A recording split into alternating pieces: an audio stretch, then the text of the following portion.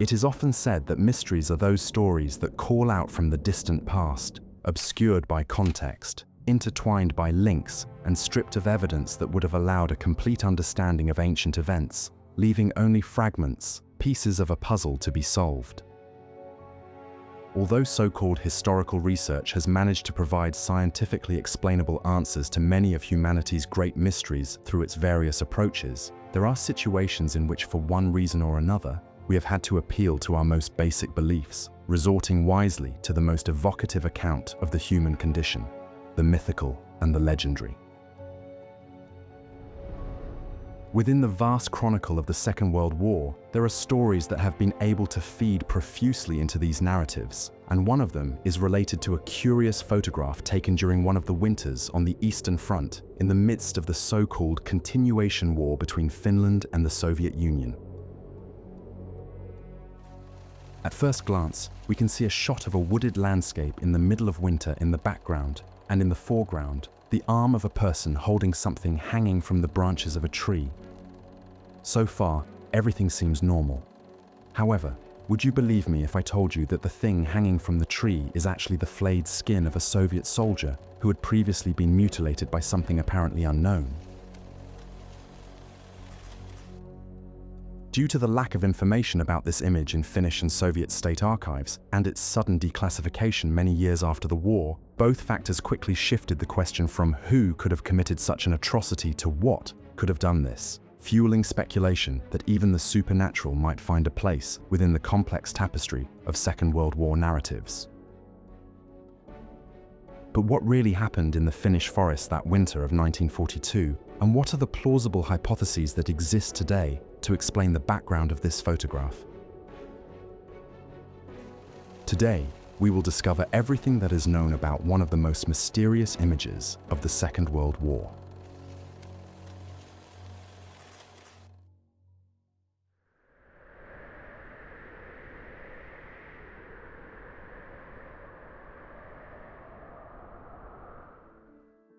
In 2006, a Finnish journalist named Anna-Stina Neikkonen published a photo report in which she revealed a series of 300 photographs declassified by the Finnish government showing the most graphic and shocking images of the Winter War and the Continuation War.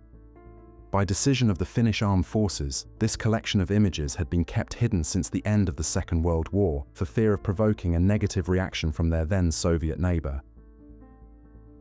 The photographs showed everything, from the half-naked bodies of Finnish women and children executed by Soviet soldiers to explicit images of summary executions and piles of frozen soldiers' bodies. However, there was one photograph in this collection that stood out from the rest, both in terms of its content and the description given to it by the Finnish Armed Forces, which, in the words of the journalist, showed the most horrific reality of war. The description given for the image was Finnish soldiers displaying the skins of Soviet soldiers near Maselka on the strand of Lake Seisjärvi during the Continuation War on the 15th of December in 1942. On the other hand, the original caption read, "An enemy recon patrol that was cut out of food supplies had butchered a few members of their own patrol group and had eaten most of them." According to the 31st edition of the Finnish Journal of Military History, the image we have just seen is part of a series of 3 photographs taken clandestinely by Finnish soldiers. Although this image, which shows the flayed skin of a Soviet soldier, was the one that circulated most widely among Finnish war albums and image centers, it was by no means the most explicit of this event, as the other 2 showed in close-up the victim's decapitated head and his extracted entrails. For obvious reasons, I cannot show those images in this video, but you will find all the relevant links to the gallery below in the description. Given the limited additional information available, and also due to the extraordinary and unique nature of the image, as for many years it was considered the only one taken that showed this event, some people began to wonder if a human being, weakened by hunger, cold, and fierce fighting, would have had both the strength and cruelty necessary to mutilate a comrade in arms, skin him in the manner shown in the photograph, and finally eat him. Despite this, the first question that arose for me personally during my research was the following. If this were really a case of cannibalism among Soviet soldiers, Why bother to skin the bodies so meticulously, especially considering how difficult this would be due to the harsh weather conditions?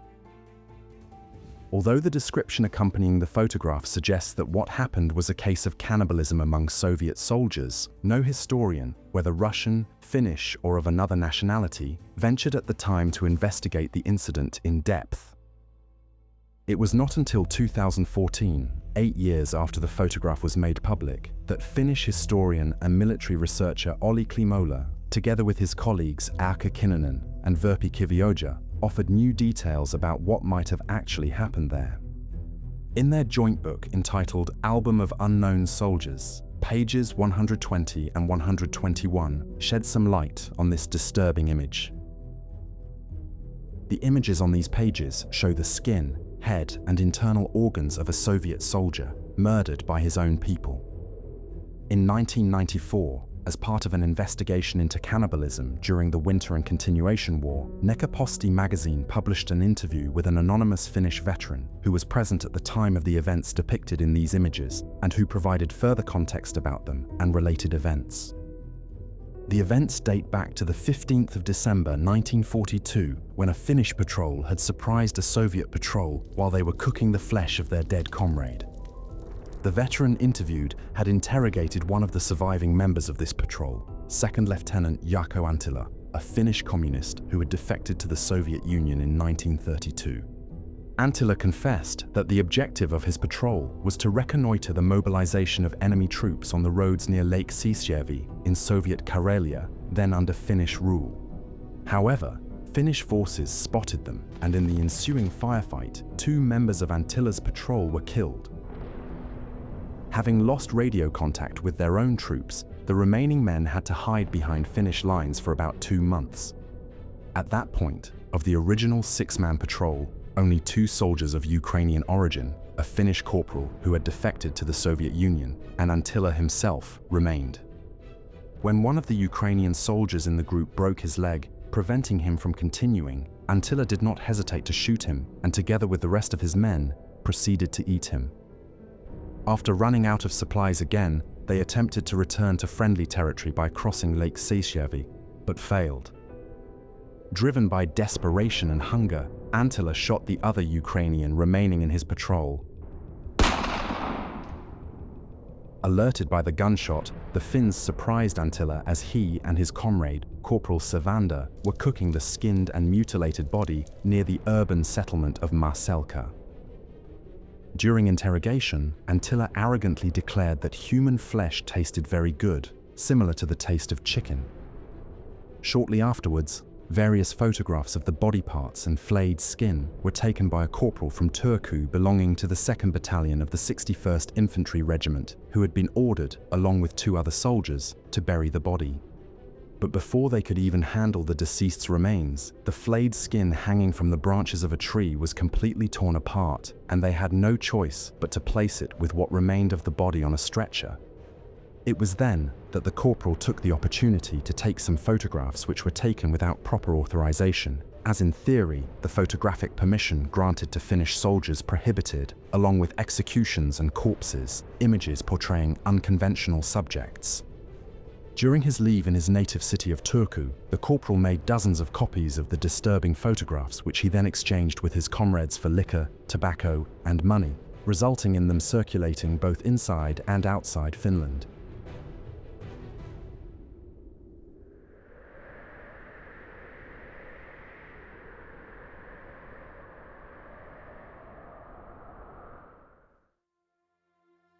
Although Second Lieutenant Anttila's account may seem credible and conclusive at first glance, the truth is that his story ended up raising more questions than answers. One might reasonably ask, if the Soviet patrol were stranded in a desperate plight, isolated behind enemy lines and ever vigilant for Finnish patrols, why would they so brazenly draw attention to themselves by shooting one of their own men, only to mutilate, skin, and ultimately cook him? Furthermore, we must not overlook the profound psychological factor that shaped the mindset of Soviet soldiers since the Winter War. As historian William Trotter notes, surrendering to the Finns was unthinkable, as propaganda had convinced them that capture meant certain torture and death. This makes it scarcely credible that a patrol would have so blatantly revealed its position in such an obvious manner. While acknowledging the documented instances of cannibalism during the Second World War, the case of Lake Siisjärvi raises profound doubts. Unlike other recorded cases of this conflict, which typically arose from sheer desperation, none involve the deliberate skinning and meticulous mutilation. Cannibalism, as an extreme act born of necessity, is generally driven by the urgent need for survival amid starvation. Yet, the methodical nature of the acts attributed to the Soviet patrol defies the patterns of survival-driven behavior, casting uncertainty over the motives behind this episode. The scarcity of verifiable evidence further obscured the truth behind the photograph, deepening doubts about its authenticity. As noted, Finnish sociologist Matti Parjanen observes, reports of cannibalism during the Second World War were often dismissed as collective myths, a means to suppress a harrowing reality too taboo to confront openly in that era. It was not until 2006 that the image began to be widely circulated in the media, which inevitably triggered a new wave of questions about its authenticity. Two hypotheses challenging the photograph's authenticity suggest that the material displayed was not human skin, but perhaps that of an animal, such as a moose, or even a fragment of a tent. Yet, as historian Olli Klimola observes, these explanations may merely be myths crafted by veterans to cope with the trauma and psychological scars of war.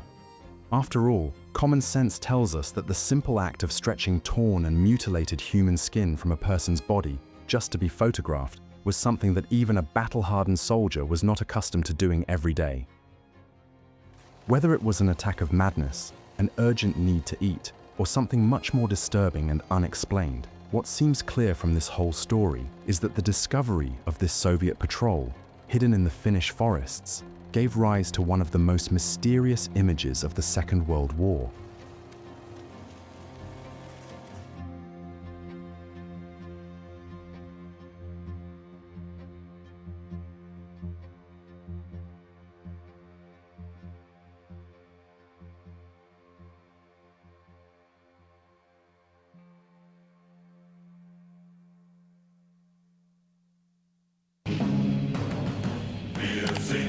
Des Geiers schwarzer Haufen. This is the Mutual Broadcasting System. Such the tale of a Europe in turmoil. On this battle depends the survival of civilization.